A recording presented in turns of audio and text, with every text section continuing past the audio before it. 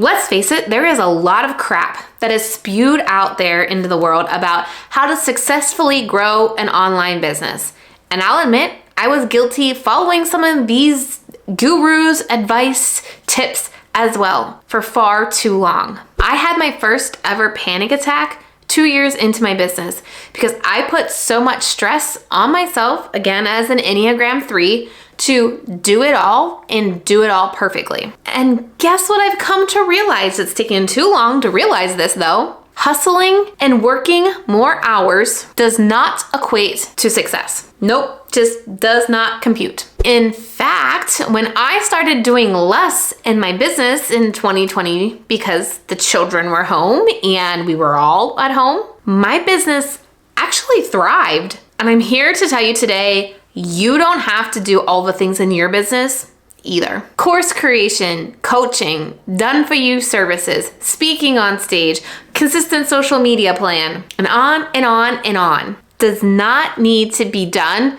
to have financial stability in your business. And I don't know about you, but that's the main reason I created my business, to have some financial stability. And it hasn't been easy for me to figure this out either. In fact, I had to really take a step back at the end of 2021 and reevaluate where I was even going with my business. Because let's be real, the last 2 years have been pretty freaking hard. And while I still found myself working half of what I used to work, I was still doing a lot, not just in my business, but outside of my business as well. And all of that didn't really catch up to me until the summer of 2021.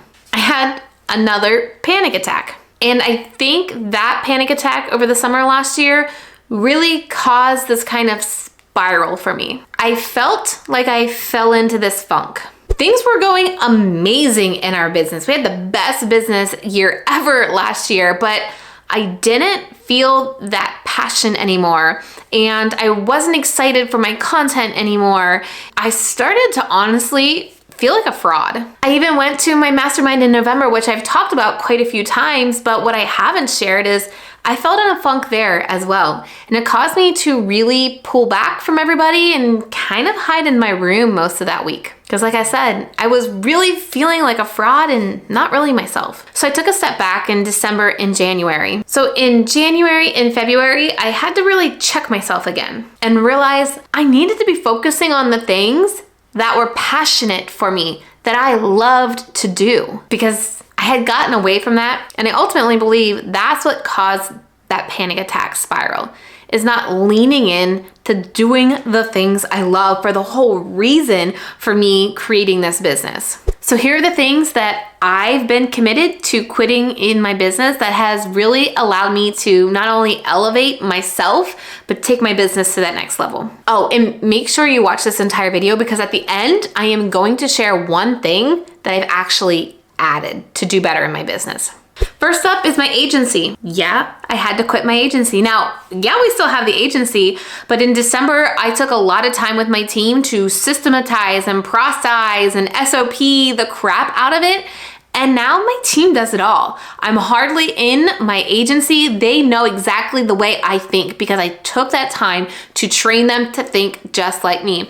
And it's going great. We've had 2 clients just this month hit 10K YouTube subscribers, and they are doing it all on their own without me. I check in on them every Monday during a team call, but I've been able to take myself out of that agency workflow. And it's allowed me to have more time to have fun with this content here on YouTube. Next, I had to quit certain people. So this just means following certain people on Instagram or on Facebook or even on YouTube. And it's not that I don't like them. It's just as an Enneagram 3, I continue to spiral into comparison factor. For me, just eliminating that option at all to even seeing it, to compare myself with certain people, that was what was gonna work best for me, so I could keep my blinders kind of like on my own paper.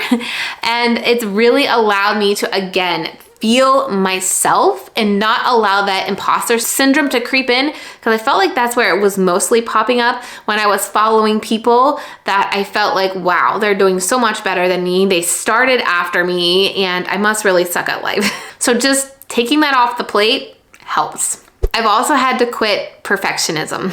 And you may have noticed my YouTube videos are a little bit differently here. I'm trying to keep these YouTube videos much more simple, much more raw, much more me sharing about this process that hopefully you can learn from, and not making these videos super perfect. Can I ask, do you relate with me? If you feel this sense of perfectionism in your business too, type the word perfectionism down in the comments below so I'm not alone. But I had to accept that, listen, I wasn't gonna do my launch perfectly. We launched back in February and I had so many big ideas and so many things that I wanted to do through the challenge and the launch that I didn't get off the ground. And for a while, that would have caused me to spiral. Like, this launch wasn't the best it could be. This challenge wasn't the best it could be. I didn't have this, this, and this that I wanted to have. And so I have really tried to, when I hear myself saying that, take a step back and look at the bigger picture, which also leads into, if you caught my podcast episode, the Video Reframe podcast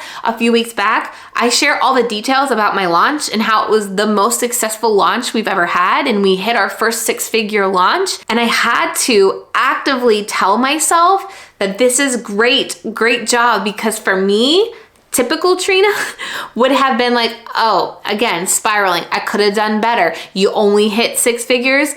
And 3-year ago Trina, 2-year ago Trina, that's all she ever wanted, was to have a 6-figure launch. And here is 2022 Trina saying, oh, that wasn't good enough. You weren't good enough. You could have done better. And just accepting that perfectionism is going to rear its ugly head at one point in time, and I have to actively quit it and tell myself I am doing a great job, and to stop thinking about that, because perfect doesn't even exist. Okay, let's talk about the next thing that I had to quit, because I'm almost certain you are a sufferer of this as well. And it is shiny object syndrome.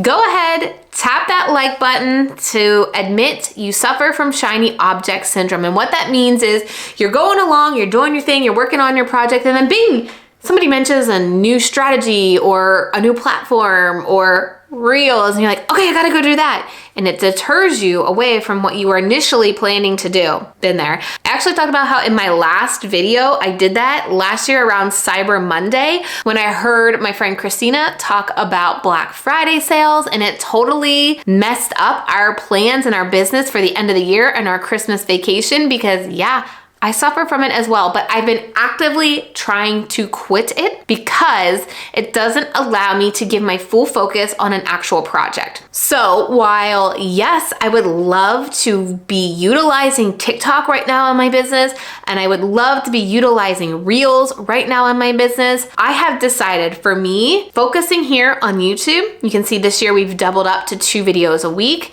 is what my plan is, at least for the first 6 months of the year. Then we're gonna look at the first 6 months and see, okay, do we have a system and a process down? Do I have enough time now in my schedule that I can add TikTok or Reels without stressing myself out? Because YouTube has been the one driving factor in my business that has grown my business. It is where I've stayed consistent to grow my email list, grow my client list, grow my student list, make digital product sales. And so if I am not focusing here on YouTube, I am not going to make that revenue in my business that I want to make this year. So my little tip here is, if you hear about a new social media, a new feature or something pop up, and you're like, oh, I need to do that to see success, pause. I've had to do this with purchasing courses as well. Pause, sleep on it. Take a day or 2 to sleep on it. And if it's still nagging at you, then maybe it's okay to take a look at it.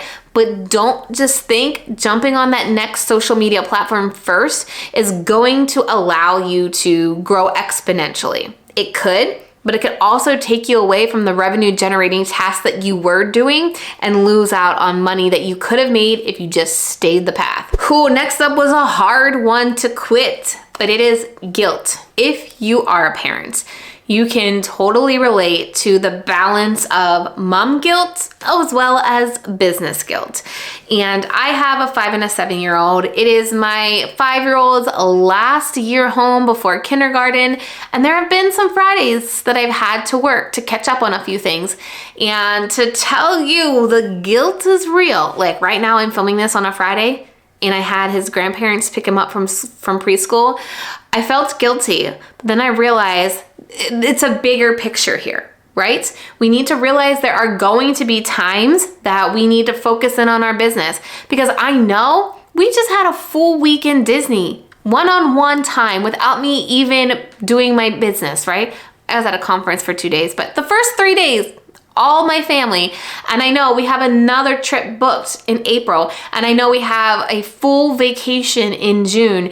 And so I have to really start to balance that. Like, these little Fridays aren't necessarily going to be the thing that makes or breaks everything, but the full picture, the fun times, the reason I'm building this business is so we can do these trips and we can have these longer weekends and we can have this vacation. And so I've had to actively talk to myself when I feel guilty, especially, let me tell you, the guilt really comes into play when I'm up here in my office working and my kids and my husband are downstairs and I can hear them, and the guilt is real.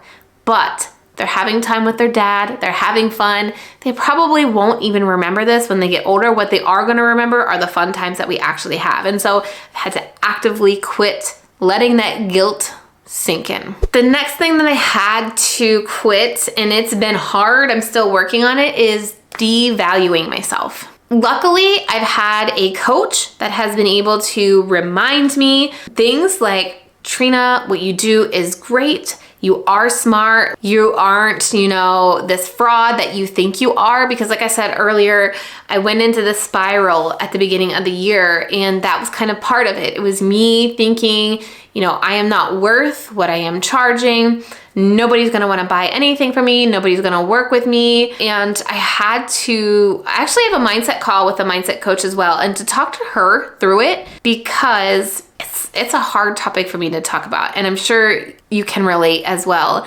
But for some reason, if we don't get exponential results, or we don't get our clients exponential results, sometimes we feel like then we aren't good enough. But when we see other people talk about exponential results from their clients, those tend to be outliers. And when I take a step back and I look at all of our clients, we do have clients that have had exponential results, but there's an average there, right? And so I've had to stop devaluing myself and stop thinking that my time wasn't worth it, and that absolutely I will give you some free feedback in a DM, or absolutely I'll do that for free, because my time does matter and my expertise is good. And even though some conference organizer may say that there were no qualified YouTube female educators to speak, we are qualified. And again, I just have to remind myself that, and I have to quit thinking like that. All right, remember I told you there was gonna be a bonus, and I was gonna share the one thing that I have added to my business, and that's been taking a leap, taking a chance, and investing into a mastermind with people who are much freaking smarter than I am. Jumping into a mastermind is something that I did at the end of 2020, and it was freaking scary because it was the biggest investment that I have ever made in my business ever. And I had quite a few